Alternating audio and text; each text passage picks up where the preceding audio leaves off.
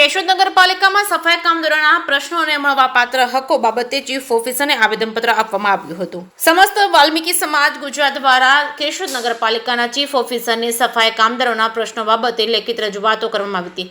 સમસ્ત વાલ્મીકી સમાજ ગુજરાતના પ્રદેશ પ્રમુખ જીતુભાઈ બારૈયાની આગેવાનીમાં આપવામાં આવેલા આવેદનપત્રમાં જણાવવામાં મુજબ કેશોદ નગરપાલિકામાં સફાઈ કામદારો તરીકે ફરજ બજાવતા કર્મચારીઓ દ્વારા નગરપાલિકાની આવશ્યક જાહેર સેવા સતત નિષ્ઠાપૂર્વક કરવામાં આવે છે, ત્યારે તેમના આ પ્રશ્નો પ્રત્યે માનવીય અભિગમ રાખી લાગુ પડતા સરકારી નિયમો મુજબ ન્યાય આપવો અત્યંત જરૂરી છે।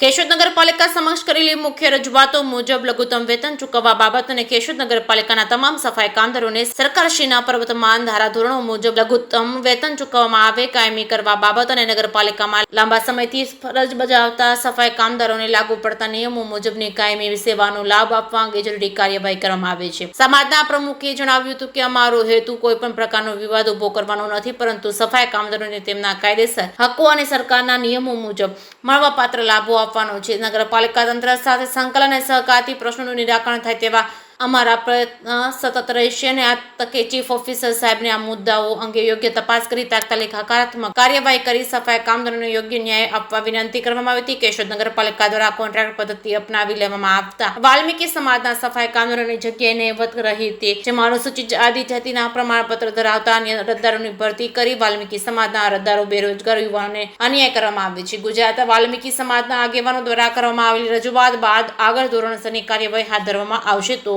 વાલ્મીકી સમાજના લોકોને ન્યાય મળી શકશે। કે સિંગલ સાથે રાજુ પંડ્યા, કેશોદ।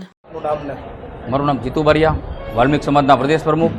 આજરોજ તારીખ 27ના રોજ કેશોદ નગરપાલિકામાં જે અમારા સફાઈ કામદારોનું શોષણ થતું હોય તેની માટેની અમે રજૂઆત કરવા આવ્યા છીએ કે જો સેટઅપની જગ્યા ખાલી હોવા છતાંય આ સફાઈ કામદારને આઉટસોર્સમાં રાખવામાં આવે છે અને તેની જગ્યાએ એને કાયમી નોકરી આપવામાં આવે, આવી દરેક માંગ સાથે આજે અમે તમામ સફાઈ કામદારોની પહેલી મિટિંગ અમારી જે સમાજની વાડી છે ત્યાં કરી અને હવે પછી અમે સાહેબને અત્યારે રજૂઆત કરવાના છીએ અને જો આ અમારા પ્રશ્નો હલ કરવામાં નહીં આવે તો અમારે ગાંધી ચિંધ્યા માર્ગે જવાની ફરજ પડશે।